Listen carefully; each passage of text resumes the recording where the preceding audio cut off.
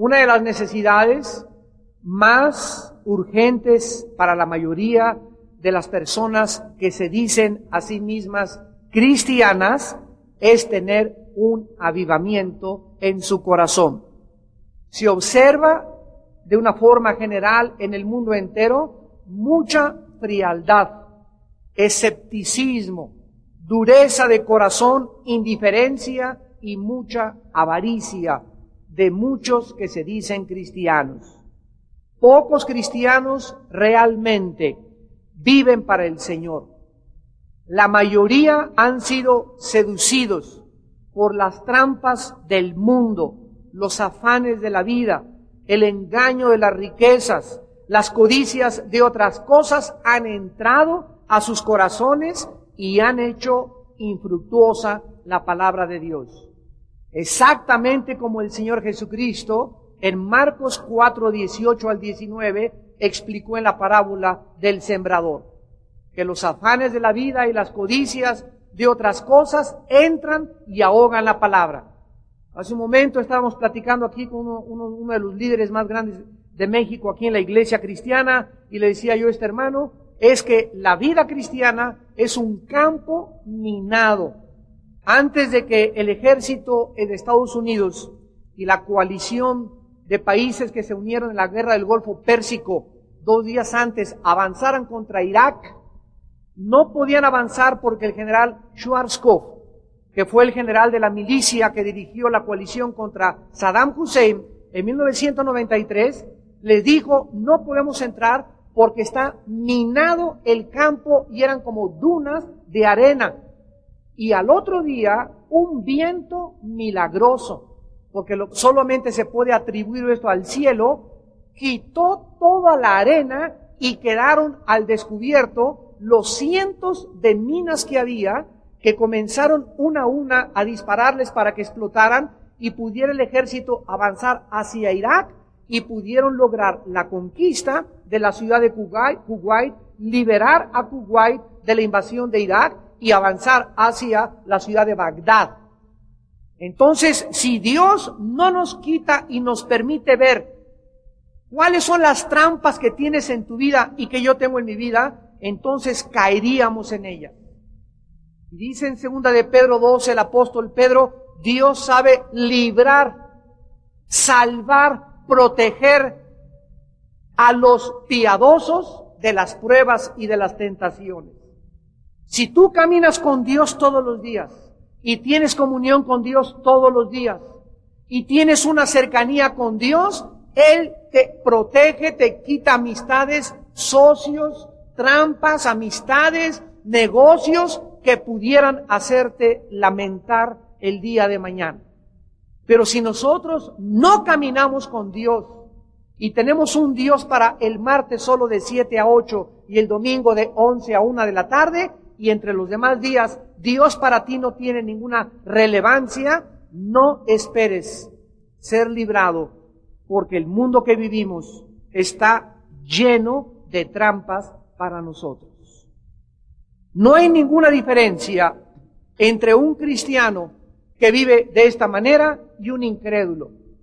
Los cristianos profesantes, pero que no viven conforme a la palabra de Dios, asisten a los mismos lugares que a los incrédulos. Van a las mismas discotecas, a ver las mismas películas, a ver los mismos shows que los incrédulos. Hablan el mismo lenguaje grosero y vulgar de los incrédulos y hacen las mismas bromas groseras que ellos. Hablan los mismos temas, hablan de adulterio, de fornicación, de dinero, de ambiciones personales y casi nunca testifican ni hablan a nadie del Evangelio de Jesucristo.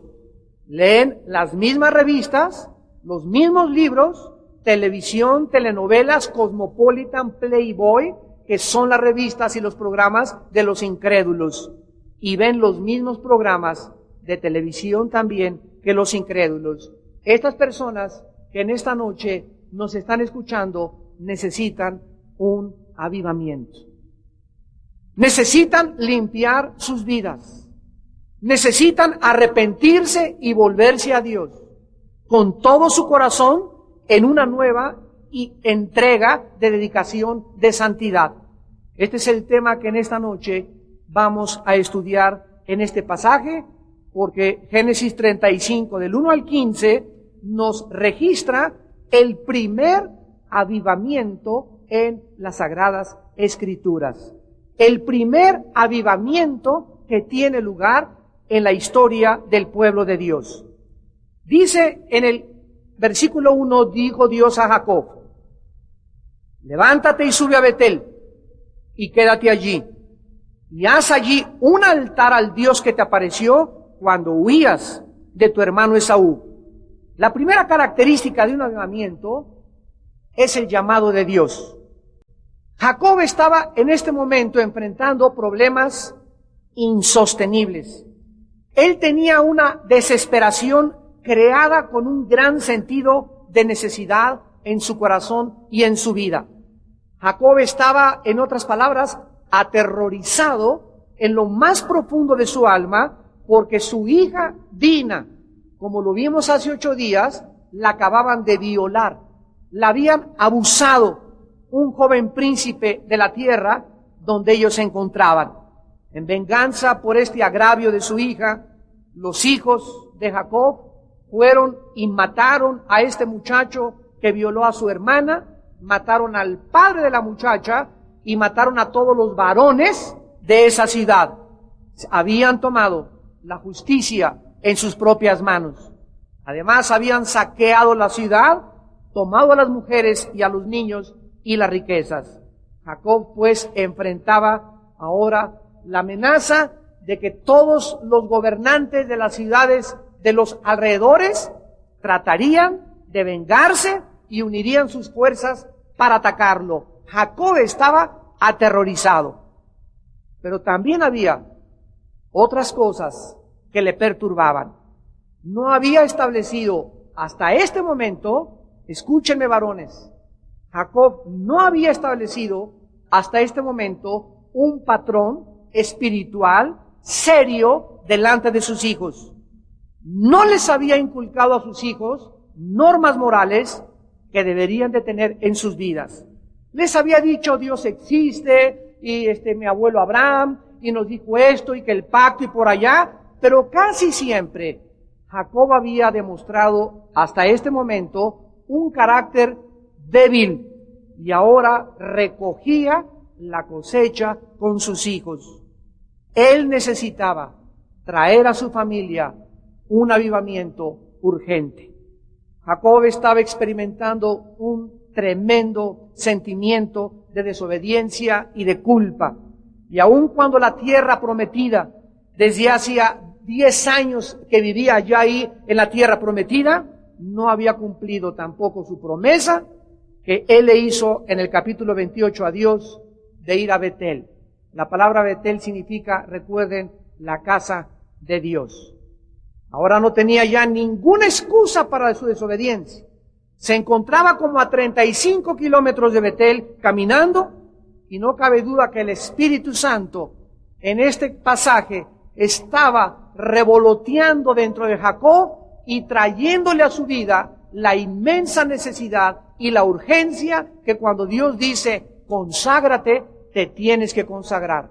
Como en esta mañana, en esta noche, a través de la Biblia, Dios a muchos de ustedes les está diciendo: hoy es la noche de tu consagración.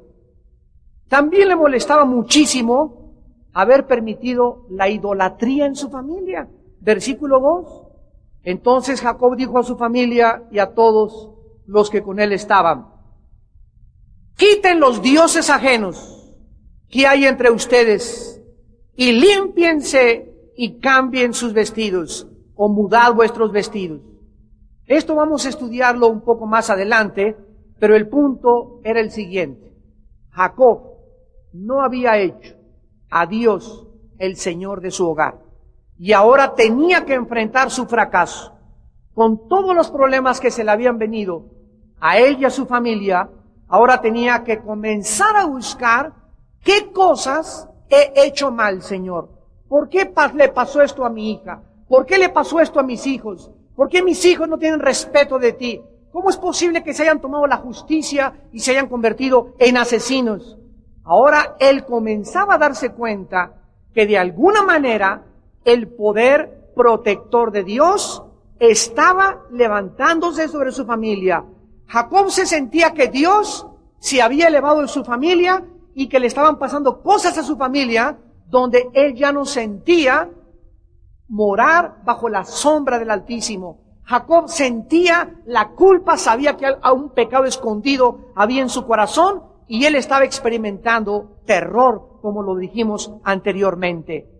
Jacob llegaba a la conclusión que él era el culpable de todo, que los problemas de su familia, él era la raíz porque él era el varón, el sacerdote, la cabeza de su hogar. Y ahora Dios estaba tratando con él en disciplina. Pero la verdad es que Dios nunca dejó tratar con su vida. Dios, a pesar de su debilidad de carácter, nunca le dejó solo. Jacob era el que desde hacía mucho tiempo no había confrontado sus pecados escondidos y sus fracasos. Ahora el Señor comenzaba a ver en Jacob un quebrantamiento, una desesperación, y él le volvía a hablar y le decía: Jacob, versículo 1, levántate y sube a adorarme. ¿Qué es lo que significa sube a Betel? Por favor, levántate y ven a encontrarte conmigo. Quiero ver un corazón contrito y humillado. Quiero verte llorando y rasgar tus vestidos. Quiero que tomes acción con tu familia. Quiero que les leas a tus hijos la cartilla, porque ya basta. Si quieres que siga yo tratando con tu vida.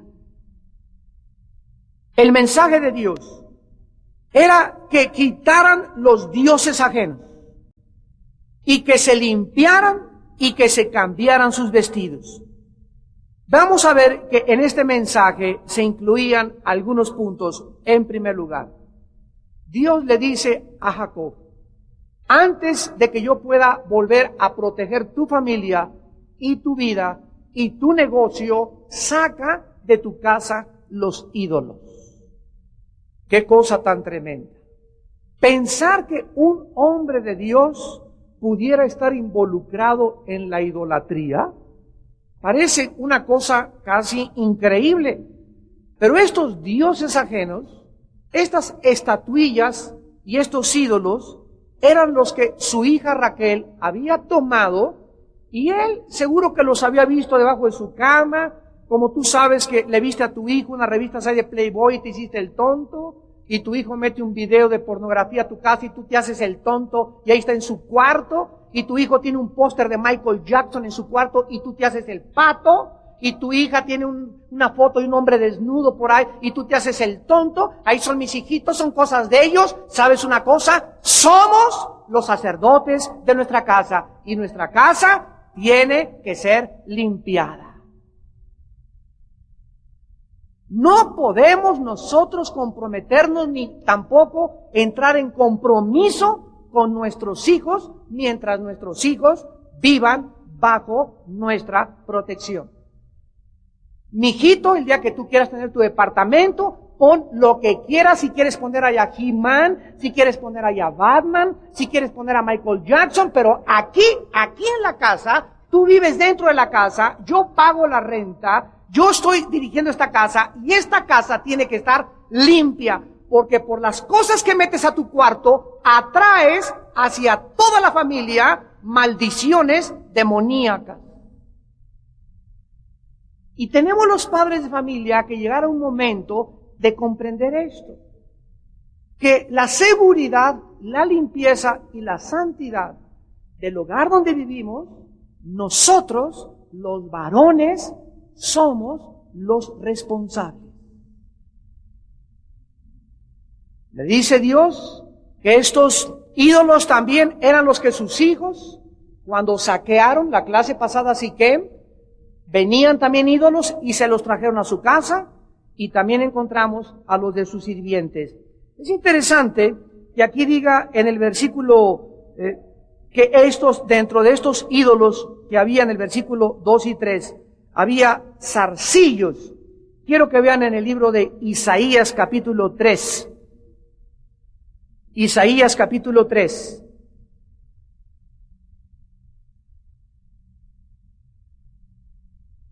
Y dice el profeta hablando de estos zarcillos. Zarcillos son aretes.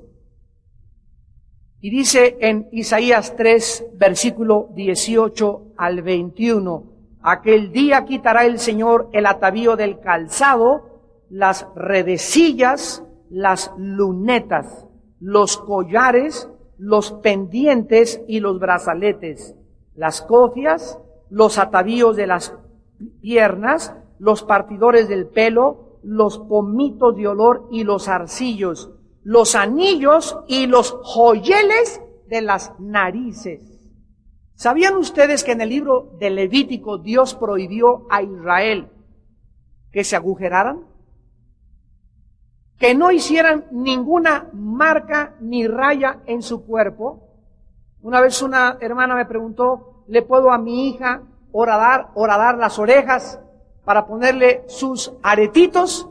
Hermana, si usted no era cristiana y lo hizo, Dios es misericordioso. Pero una vez que usted escuche el mensaje, no lo vuelva a hacer. Cómprele a su niña aretitos de los que se pegan. No le taladre el oído. No se taladren las orejas, las narices. No se taladren los labios. Y vean ustedes, Satanás, como burlándose de Dios, ha llenado la época que vivimos. Por todos lados ves gente con 3 anillos aretes acá, con aretes en las narices, aretes colgando por acá, aretes en el ombligo se ponen ahora, y por todos lados tratando de violar las leyes de Dios. Esto no es coincidencia. No es coincidencia. Y Dios quiere que recordemos que nuestros cuerpos son templo del Espíritu Santo. Y que nuestros cuerpos no son de nosotros. 1 Corintios 6, 19 y 20. No es mi cuerpo. No puedo hacer lo que quiera con mi cuerpo. No le puedo colgar un cuadro a mi cuerpo, ni me agujerarme la nariz, ni agujerarme nada en mi cuerpo, porque es el templo de Dios. Entonces, cuando nosotros comprendemos esto, comenzamos a tratar nuestros cuerpos como Dios quiere que los tratemos. Vemos pues que también no cabe duda que Jacob había enseñado a su familia las promesas de Dios, pero había fracasado en demandarles a sus hijos la obediencia de Dios. Hay muchos padres que, ay, mijito, no hagas esto, y ay, mijita, no hagas esto, y al Señor no le gusta lo que estás haciendo, pero no te puedes quedar ahí. Si tu hijo insiste en hacer eso, yo tengo que tomar acción. Y si no tomamos acción, vuelvo a repetir, Dios nos quita la protección.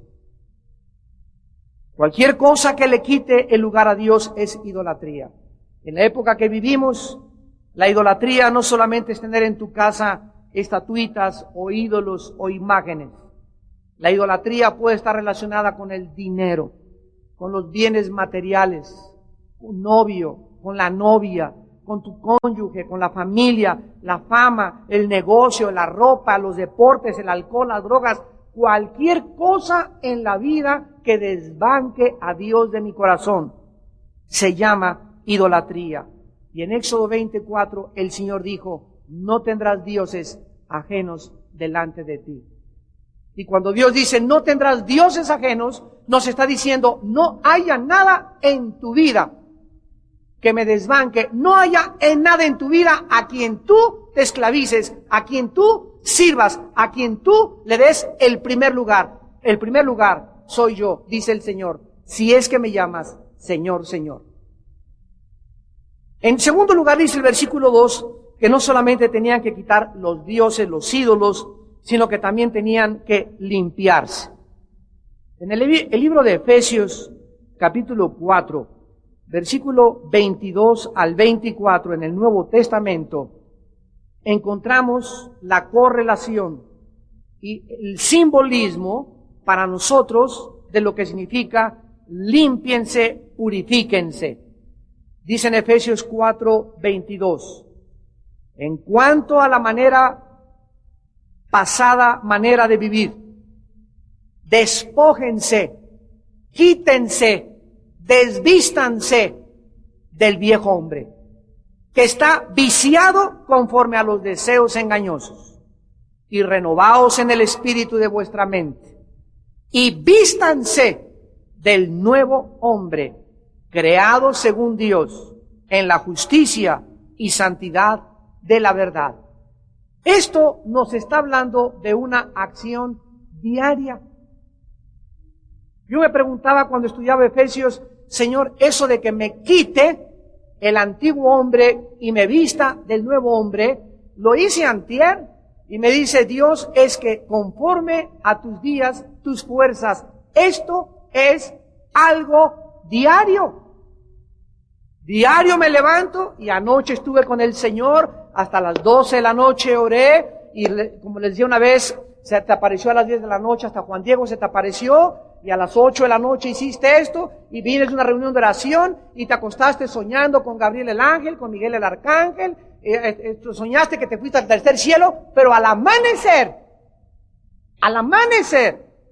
amanecemos descargados, totalmente sin energía, sin fuerza, sin nada. Los teléfonos celulares nos ganan en este sentido.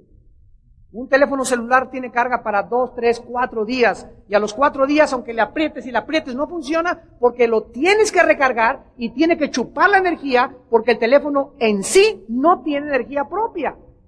La tiene que obtener de una fuente de energía. Nosotros, Dios nos creó así, hermanos. No nos creó con energía propia. Tenemos que conectarnos. ¿Y cuál es nuestra fuente de energía? La Biblia. Tienes que venir diario a la Biblia y abrir la palabra y hacer contacto con la Biblia. Mis palabras son espíritu y son vida. Diario el Espíritu de Dios tiene que alimentar mi espíritu. Y el espíritu mío no se alimenta más que con la Biblia. No solo de pan vivirá el hombre, sino de toda palabra de Dios. Tú puedes levantarte en la mañana y Jesucito mío, y 10 minutos y te pides, pero si no te conectas a la Biblia, la oración sin la Biblia no funciona. Y hay otros que también se conectan a la Biblia y no oran. La Biblia y la oración es una moneda de dos caras, que no las puedes separar ni divorciar. Entonces, Dios quiere que todos los días me levante en la mañana y Padre, hoy en la mañana, ya está el viejo hombre de ayer y de antier y de hace mucho tiempo en mí. Te levantas y tenemos todo el potencial de decir groserías, de buscar pornografía, de tener malos pensamientos, y esto diario lo tenemos que hacer. Quitarme ese viejo hombre, Padre. En esta mañana me despojo de todo mi ego, de mi orgullo, y me visto, Señor, con Jesucristo. Quiero ser justo, quiero ser santo, quiero ser en esta mañana un siervo a tu servicio. Diario tenemos que venir a un altar. Y diario, la consagración es diaria. Tú puedes en esta noche, sí, Señor, y me tocó tu espíritu, y llorar, y pasar aquí, y ahí está el hermano chillando y quebrantando, y te dura 3 días el quebrantamiento. Porque creen los cristianos que es automático. Y en la vida cristiana no hay café instantáneo, no hay sopa marucha instantánea en la vida cristiana. En la vida cristiana no hay nada instantáneo, todo es diario y largo y por toda la vida. La santidad no te viene en 3 días, la santidad o la santificación no te viene en 4 o 5 días, o por estar en un congreso y que alguien te tocó y te tumbó al suelo, ahí te puedes caer, te puedes hasta descalabrar que te caíste al suelo, pero eso no te va a hacer más santo, entiéndelo. Es la unción que tenemos dentro de nosotros, la que permanece en nosotros, 1 Juan 2, 24 y 27, y es esa unción la que diario quiere libertad, quiere tener movimiento, quiere tener fluidez a través de mi vida. Y lo único que bloquea la unción es no quitarme el viejo hombre, no confesar mis pecados de ayer, no confesar mis pecados de hace una semana, estar en una vida engañosa con Dios y tratar de burlarme de Dios. Y esto tiene que salir de tu vida y tú tienes que aprender eso. No busques santidad instantánea, ni toques instantáneos de Dios. Hay hermanos que van de congreso en congreso en congreso. Qué bueno que vas a oír la palabra y a aprender, pero muchos van buscando el toque de Dios. El otro día oí a un predicador que dijo, es que yo espero que venga este predicador para que me toque y para que me dé su unción. Le dije, hereje. La unción es del santo, no de un hombre. La unción viene de nuestra consagración, no de un toque instantáneo y automático de una persona sobre tu vida. Ya crece, por favor. A este predicador le tuve yo que decir esto. ¿Por qué? Porque es la época que vivimos. Todo tiene que ser un atajo, un camino más corto, y no hay camino más corto. El camino, dice la Biblia, es necesario que a través de muchas tribulaciones entremos al reino de Dios. Tenían que limpiarse, tenían que purificarse, como lo tenemos que hacer nosotros todos los días. Debían ir en tercer lugar a Betel, a la casa de Dios. Versículo 3, Génesis 35. Levantémonos y subamos a Betel, le dice Jacob a su familia. Haré allí altar al Dios que me respondió en el día de mi angustia y ha estado conmigo en el camino que he andado. Ellos necesitaban entender eso. Debían buscar el rostro de Dios. En perdón, tenían que limpiarse. Recordemos que toda la casa de Jacob, incluyendo a los sirvientes, estaban amenazados por las naciones de alrededor.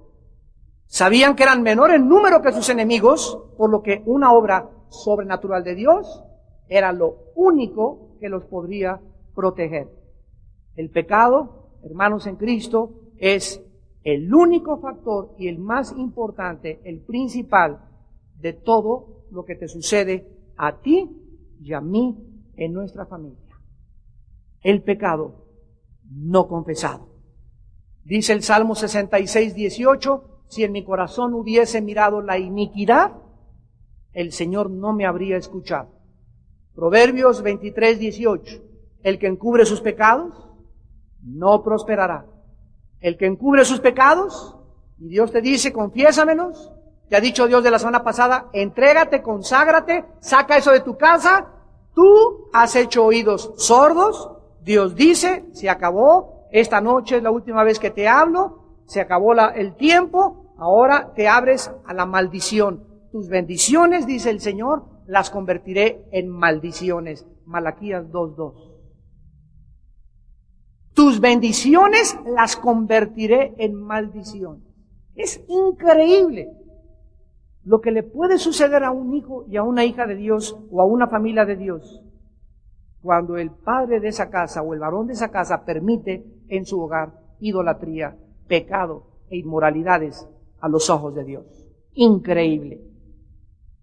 Tenían que recordar, ¿verdad?, que la salvación y la presencia de Dios en el pasado era real. Dice Jacob en el versículo 3, haremos un altar al Dios que me respondió en el día de mi angustia y ha estado conmigo en el camino que he andado. Si tú no recuerdas cada día y cada semana y cada mes que en el pasado Dios estuvo contigo y te fortaleció y descubriste que Él es real, es una motivación suficiente para en el presente limpiarte, quitar de tu vida ídolos, sacar de tu casa cosas que están ensuciando, están contristando, están causándole dolor al Espíritu Santo. Basta ya de esas cosas. En esta noche, vuélvete a la casa de Dios. En el versículo 4 dice Jacob, y así dieron Jacob todos los dioses ajenos, se los dieron a Jacob, que había en poder de ellos. Y los arcillos que estaban en sus orejas, y Jacob los escondió debajo de una encina que estaba junto a Siquem. Aquí vemos que buscar al Señor sin arrepentimiento no es arrepentimiento. No le dijeron, sí, papi, bueno, ¿cómo no, papi? No, papá, tienes razón, aquí están las revistas que tenía bajo el colchón, aquí te van estas fotos que tenía, aquí tengo estos CDs, aquí tengo estos cassettes, aquí está todo, Padre Santo, estamos de acuerdo, tú eres el jefe de la familia, y vemos cómo Dios le da gracia con la familia, y el momento en que entregan sus ídolos, es el momento en que realmente hay arrepentimiento. Mientras tú no entregues lo que está causando el pecado en tu vida, no es cierto que estás arrepentido. Hace algunos meses tuvimos el caso de un hombre, me dijo la esposa que vivía en adulterio. Hablamos con el esposo y le dijimos, mira, fulano de tal, la labor de los pastores es de sanar, de restaurar tu vida. No te vamos a correr mañana ni pasado, pero te damos 15 días, una semana, 15 días, para que dejes a tu amante. Porque si vas a venir a la iglesia, no te vas a venir a burlar de Dios. Y tu esposa y tu familia valen mucho más y son el tesoro más grande que Dios te ha dado. Así que vas a dejar a tu amante y te vamos a ayudar a levantarte y a orar por ti, pero tú no te vas a burlar de Dios. Toma en serio a Dios, tu pecado es grave delante de Dios. A las 2 semanas llegó el hermano y con la hermana y pues sí, ya la amante, pues ya no ando con ella.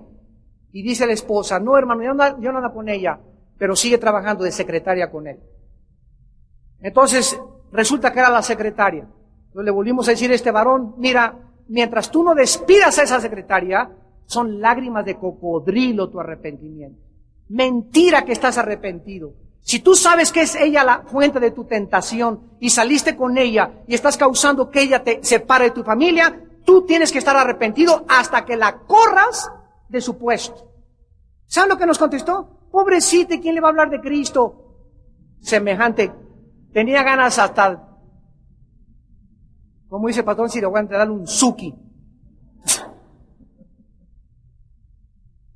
Hermanos, mientras nosotros no entreguemos el pecado, no es cierto que estás arrepentido. Mientras no saques debajo del colchón de tu casa lo que tienes, mientras dejes de ver lo que estás viendo, mientras no le entregues a Dios a tu novio, mientras no, si es tentación salir con tu novio y fornican, no lo veas. Porque si sigues saliendo con él, tú sabes que es la fuente de tentación y ninguno no se puede aguantar, no lo hagas ya. Sabes que es un peligro salir contigo, me atraes demasiado, no quiero ofender a mi Dios. Pero tú tienes que tener esas convicciones y si no, no estás arrepentido. Ay, señora, anoche fornicamos. Ay, antier nos pasó estas cosas y sigues saliendo con él. ¿Sabes cómo se llama esto? Se llama tentar a Dios. Este varón, teniendo a su secretaria, estaba tentando a Dios.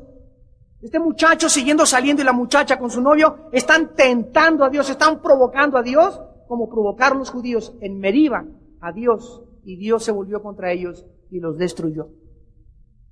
Nosotros tenemos que tomar en cuenta a Dios y tomar en serio a Dios por primera vez tal vez en la vida de muchos que me escuchan. En el versículo del 5 al 7 encontramos el resultado de un arrepentimiento, de la firmeza de Jacob y por primera vez ser el padre y el sacerdote de su casa.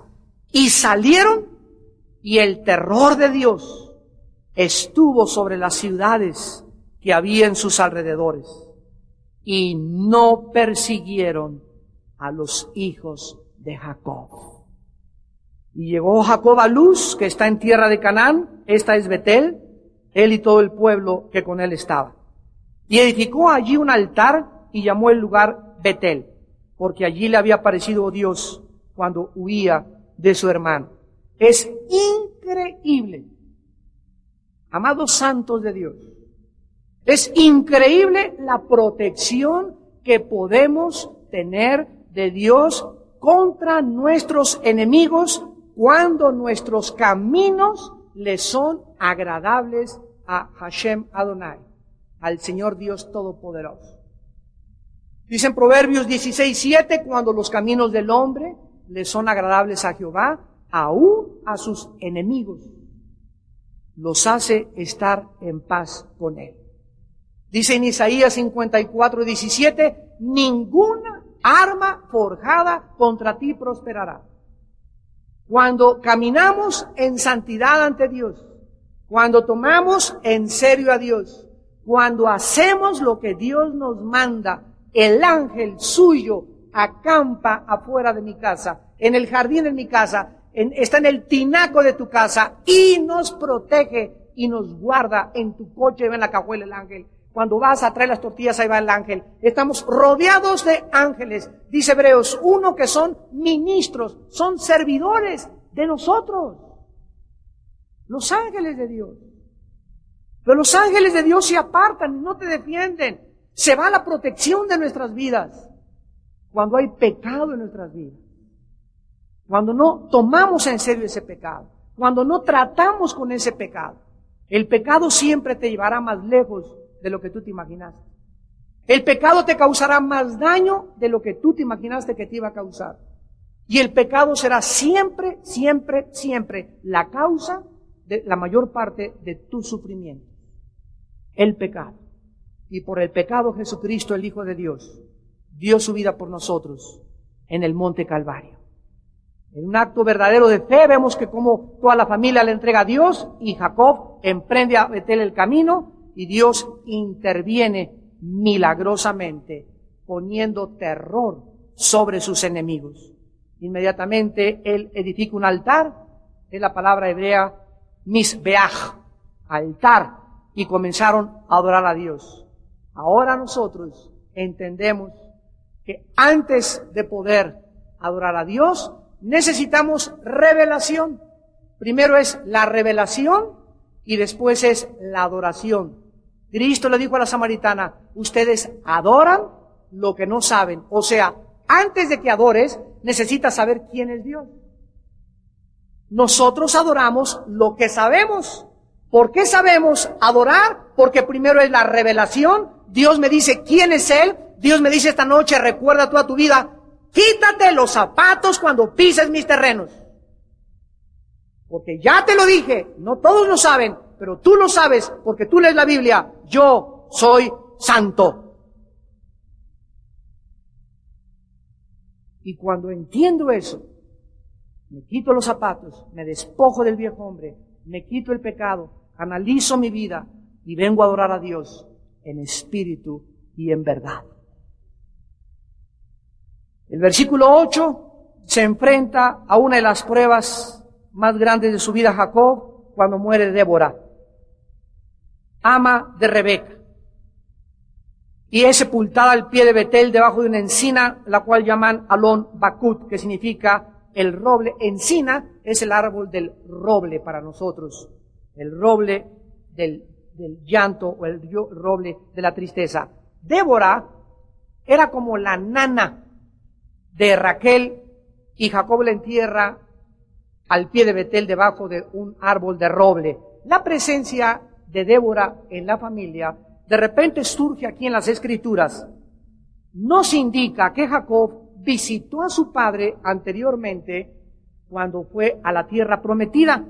Y también nos indica que Rebeca, ¿verdad?, que era la madre de Jacob, había muerto, y este tipo de nana que había sido de Raquel y también de Jacob, cuando él era niño y joven, significaba que Débora, sin ningún lugar a dudas, era una mujer sumamente piadosa.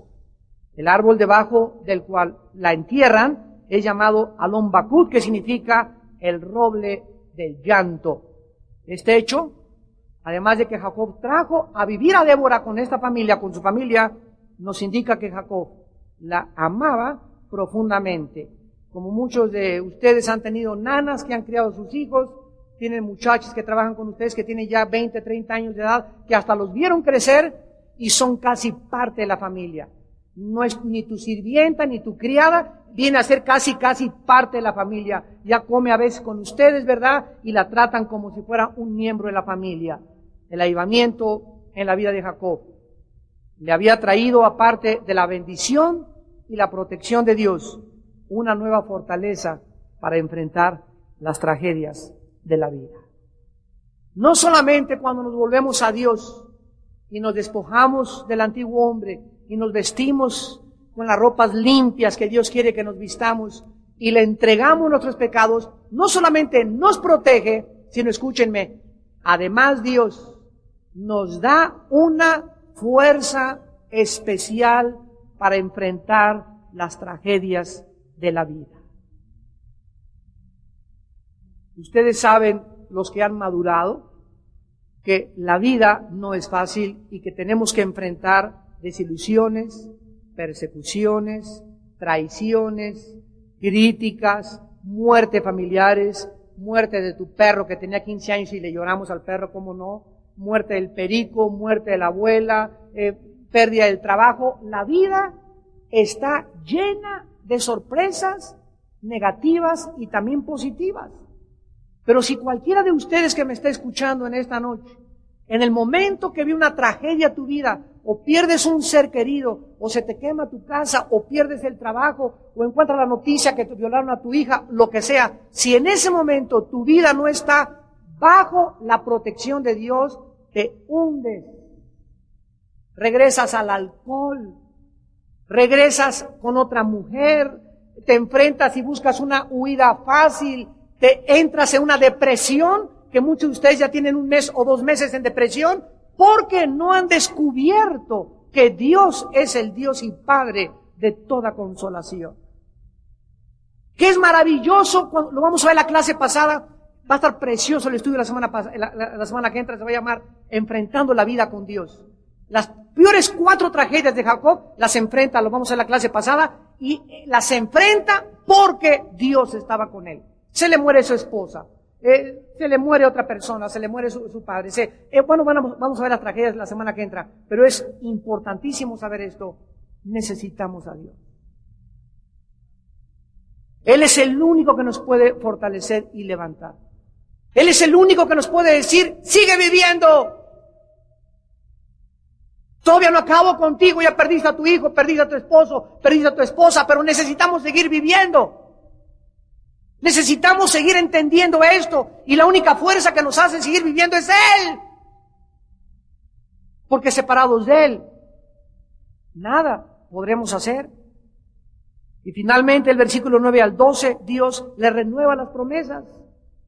Aparece otra vez Dios a Jacob cuando vuelve de Padán Aram y le bendice, y le dijo Dios, tu nombre es Jacob. No se llamará más tu nombre Jacob, sino Israel será tu nombre. Esta es la segunda vez que le reenfatiza a Dios. Ya no eres Jacob el engañador, ahora eres el que peleas conmigo. Es lo que se encuentra detrás en la construcción de la gramática hebrea. Ya no eres el engañador, ya no eres ese hombre, Jacob, entiéndelo. Ahora eres el que peleas conmigo, porque la palabra Israel significa el que pelea con Dios y vence. Dios le confirma su nuevo nombre, el que prevalece con Dios. Le confirma que Él es el Shaddai, el Dios todopoderoso, el Dios que le sostendrá, el Dios que le proveerá para todas sus necesidades, el Dios que te cuidará, el Dios que te protegerá y el Dios que te bendecirá. Él es el Dios y Padre de nuestro Señor Jesucristo.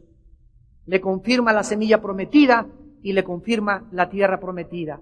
No cabe duda, hermanos, que las promesas de Dios son absolutamente seguras. Cuando Josué termina la conquista de la tierra de Canaán, en el capítulo 23, versículo 14 del libro de Josué, le dice a sus generales estas palabras: he aquí yo estoy para entrar por el camino de toda la tierra. Vean cómo se despide Josué de sus generales. Estoy para entrar hoy por el camino de toda la tierra, o sea, me voy a morir. No les dice, ahí nos vemos, me voy a morir. No, voy a entrar por un camino, o sea, voy a seguir caminando, no acabó mi vida todavía. Voy a entrar por el camino donde todos a la muerte seguimos. Unos irán hacia el cielo y otros descenderán al infierno. Pero ya sea hacia el cielo o hacia el infierno, seguimos los dos caminos, la puerta ancha y espaciosa, donde van todos a la destrucción, o la puerta angosta y estrecha que conduce a la salvación. Pero Josué les dice, voy a seguir caminando después de esta vida.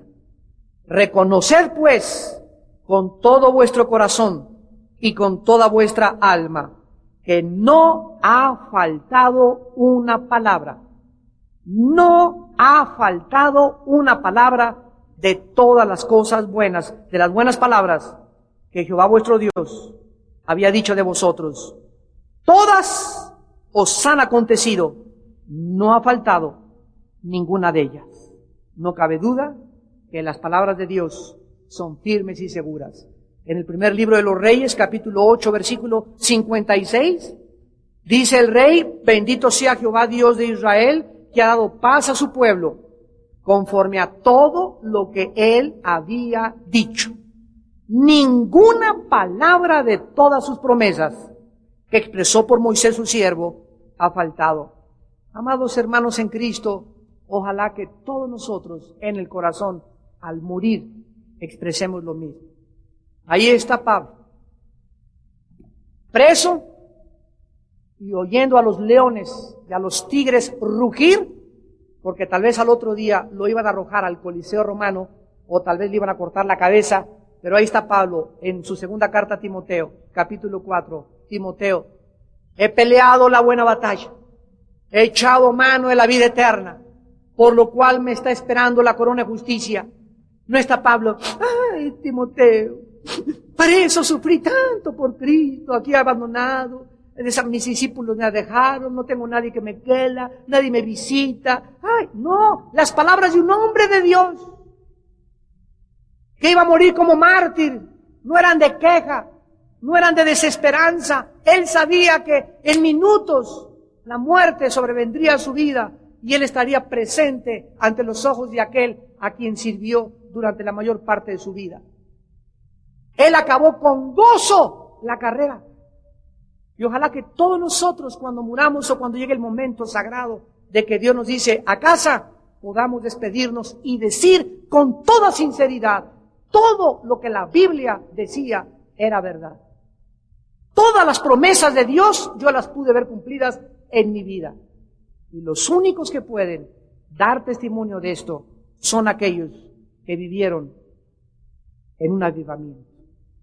Los que vivieron en obediencia. Aquellos que llegaron un momento en su vida que dijeron, ya basta, ya no quiero seguir pecando.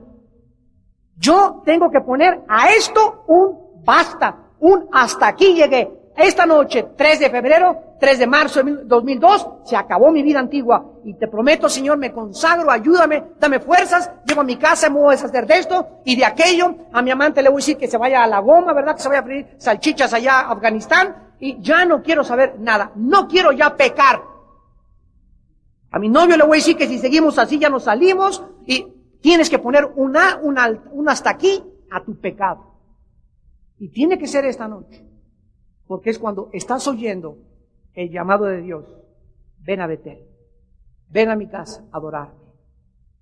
Límpiate tus zapatos y recuerda que soy un Dios santo. Acaba el capítulo 35 y dice el versículo 13, y se fue de él Dios del lugar donde había hablado con él. Jacob erigió una señal en el lugar donde había hablado con él, una señal de piedra, y derramó sobre ella libación y echó sobre ella aceite. Llamó Jacob el nombre de aquel lugar donde Dios había hablado con él, Betel. Cuando Jacob terminó su entrega a Dios y Dios terminó de renovar sus promesas a Jacob, Dios se fue. Observemos que es Dios el que se va de ahí. Pero Jacob quiso dejar ahí un memorial, un recordatorio, y levantó una piedra y la ungió con aceite. Esto era un acto de dedicación y de consagración, apartando ese lugar especial para adorar. Para terminar, 2 consejos. Cuando una persona verdaderamente sufre un avivamiento es volver a revivir la flama del Espíritu Santo y la pasión por Dios en tu corazón. Cuando eso sucede, en primer lugar, vas a comenzar a adorar a Dios en privado, en Betel, en su casa. Y sabemos nosotros que ese lugar es nuestro corazón. Una persona que comienza a ser incendiada por Dios, ya no hay mañana que no se levante temprano a orar y a leer la Biblia.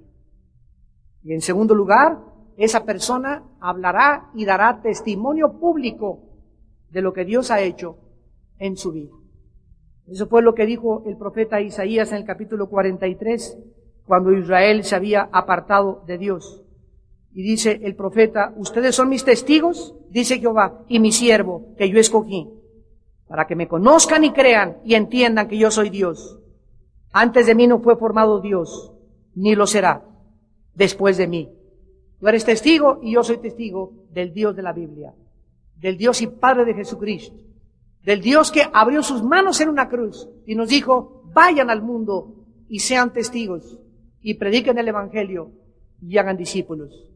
Mientras tú en tu escuela, en tu trabajo, con tu familia, con tus vecinos, no hables de Cristo y no presentes al crucificado, no es cierto que tienes un corazón avivado por Dios.